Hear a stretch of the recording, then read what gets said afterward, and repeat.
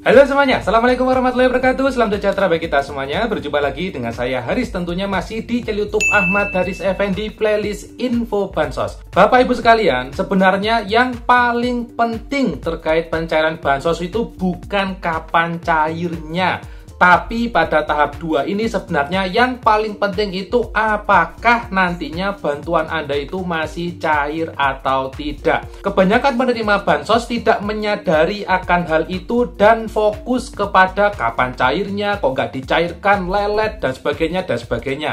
Tapi dia lupa bahwasanya ada satu hal yang sangat penting yang harus difikirkan, yaitu adalah apakah pada pencairan kali ini Anda itu masih cair atau tidak. Karena apa? Karena sesuai dengan informasinya Bapak Ibu, ini juga atas instruksi dari Bapak Presiden bahwasanya bansos kali ini akan lebih tepat sasaran, di mana ada 1,8 juta penerima yang tercoret. Nah, seperti apa info lengkapnya? Baik Bapak Ibu sekalian, pada kesempatan kali ini akan saya kasih penjelasannya. Bagi Anda yang ingin tahu, ingin memahami, dan ingin belajar terkait bansos, bisa Anda simak penjelasan yang nanti akan saya sampaikan. Tapi bagi yang mungkin tidak ingin tahu infonya, silakan di skip saja videonya, tidak apa-apa ya Bapak Ibu. Dan berikut penjelasan lengkapnya. Baik Bapak Ibu sekalian, terima kasih masih senantiasa menyimak info di channel YouTube Ahmad Haris Effendi. Dan pada kesempatan kali ini seperti yang tadi saya sampaikan pada awal video, bahwasanya sebenarnya hal yang paling penting itu bukan terkait kapan jadwal cairnya. Karena nanti kalau dibilang jadwalnya kapan, itu tiap daerah kabupaten kota itu berbeda jadwal Bapak Ibu. Misal kabupaten A dengan kabupaten B dengan kabupaten C, atau kota A, kota B, dan kota C, itu kadang jadwalnya tidak sama meskipun bank penyalurnya sama. Jadi gitu ya, jadi jadwalnya bisa saja tidak sama. Jadi kenapa pada channel YouTube saya bisa Anda simak, bisa Anda cross check juga, saya itu jarang atau bahkan tidak pernah bilang oh hari ini nanti tanggal ini cair ya, karena bisa jadi di daerah Anda di tanggal itu belum cair gitu ya. Tapi di sini yang perlu saya sampaikan itu sebenarnya bukan terkait pencairannya, karena kalau cair di bulan Juni ini sekalipun ini masih rentang jadwal pencairan Bapak Ibu ya. Jadi jadwal pencairan tahap 2 itu April, Mei, Juni. Jadi mau cair April boleh, mau cair Mei juga bagus, mau cair Juni juga tidak apa-apa Bapak Ibu, karena itu masih rentang jadwal pencairan. Ya sama kayak rentang pendaftaran. Misal pendaftaran anak sekolah dari tanggal 1 sampai tanggal 10 katakan. Ya mau daftar tanggal 1 kan boleh saja. Mau daftar tanggal 5 boleh, mau daftar tanggal 10 juga nggak apa-apa. Baru kalau mendaftar tanggal 11 itu telat. Nah, tahap 2 ini jadwalnya paling akhir memang di bulan Juni, yaitu tanggal 30 Juni ya Bapak Ibu.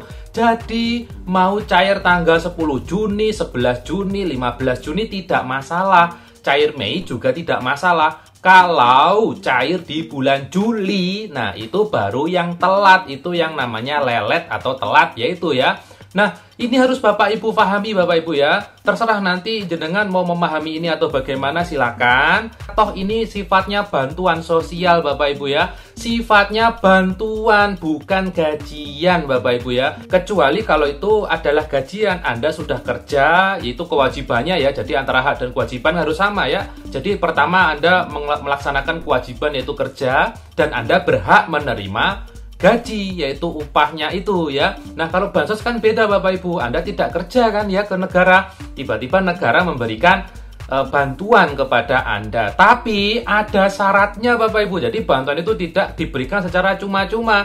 Bagi PKH itu juga ada syaratnya juga. Nah ini ada ketentuannya. Jadi bantuan itu tidak ujuk-ujuk ya, atau tidak serta-merta diberikan kepada masyarakat, tapi juga harus menuruti ketentuan yang berlaku dari pemberi bantuan. Ingat, pemerintah pusat itu saat ini melaksanakan amanah, di mana banyak warga negara Indonesia yang berharap bantuan itu tepat sasaran. Saya kira dari penerima bansos juga sama harapannya ya.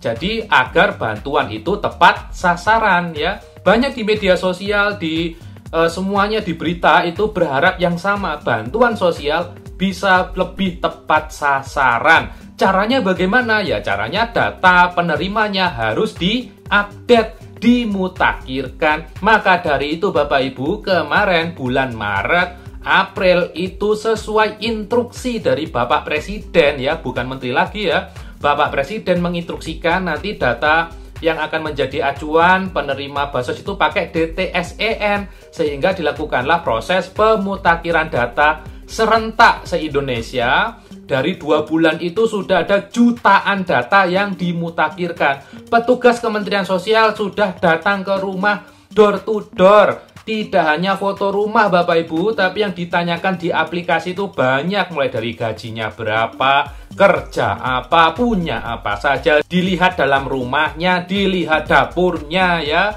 punya gas berapa, anaknya berapa, dan sebagainya. Di pertanyaan itu banyak sekali, tidak hanya dilihat dari rumahnya. Nah, berikutnya data hasil survei itu akan dipadankan dengan data dari Badan Pusat Statistik. Nanti akan digabungkan. Oh, ini punya aset apa saja akan ketemu berdasarkan nomor induk kependudukan atau NIK dan juga nomor KK, kartu keluarga. Nah, sesuai itu nanti akan ketemu juga. Oh, ini penerima bantuan yang sudah tidak layak ini ketemu juga. Sehingga muncullah Bapak Ibu angka 1,8 juta penerima bansos tidak layak secara ekonomi karena sudah mampu. Nah, itu sebenarnya yang perlu dikhawatirkan adalah bukan terkait jadwal pencairannya kapan, tapi apakah kira-kira Anda nanti masih cair atau tidak ya. Jangan menghabiskan tenaga untuk mencari, oh ini jadwal kapan, cari info sana sini. Iya, kalau dia itu memberikan info yang benar, tapi ternyata saya lihat di Facebook, di YouTube, di TikTok, banyak sekali konten kreator yang memberikan info ngapunten, kadang tidak berdasar atau kurang benar. Nah, itu kalau Anda percaya itu, lalu Anda menyalahkan pemerintah yang sebenarnya sudah pernah membantu Anda, itu gimana konsepnya Bapak Ibu? Jadi ya, ini yang paling bahaya dari pemberian bansos, yaitu menganggap bantuan sosial itu akan terus cair, padahal itu sifatnya sementara. Loh Mas, kemarin kan sejak menteri sebelumnya cair terus Mas ya, dan sebagainya.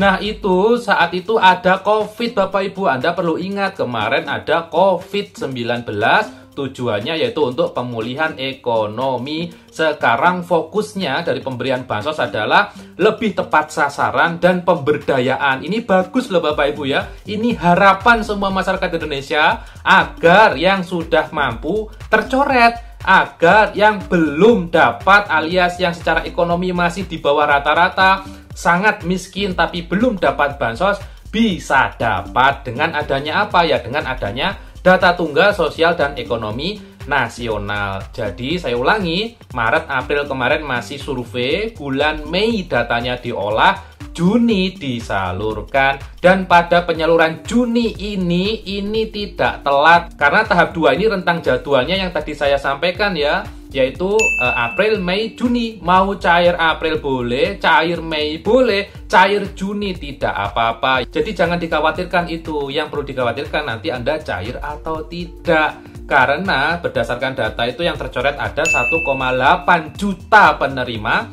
di mana 616.000 itu dari penerima PKH, 1,2 juta dari penerima BPNT yang akan tercoret nantinya saat pencairan akan kelihatan. Kalau nggak cair ya berarti kemungkinan besar Anda tercoret. Nah, tapi ada kabar baiknya, insya Allah bagi yang lansia, ya lansia dan juga disabilitas berat itu diutamakan akan lanjut pencairannya. Nah, Bapak Ibu juga saya berpesan bagi yang nanti pencairannya tetap lanjut ya.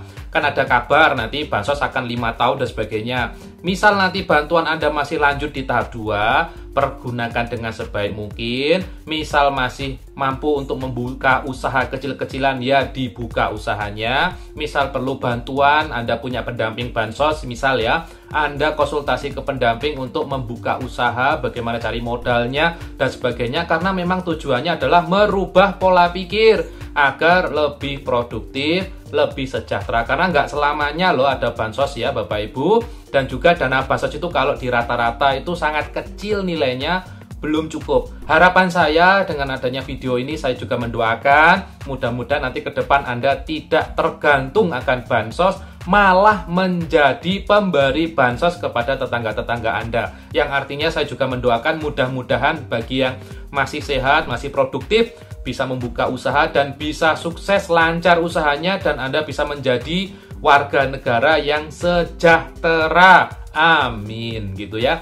Baik, mungkin itu yang bisa saya sampaikan pada kesempatan kali ini Bapak Ibu. Terima kasih sudah menyimak. Kita ketemu lagi di info bansos berikutnya. Dan wassalamualaikum warahmatullahi wabarakatuh.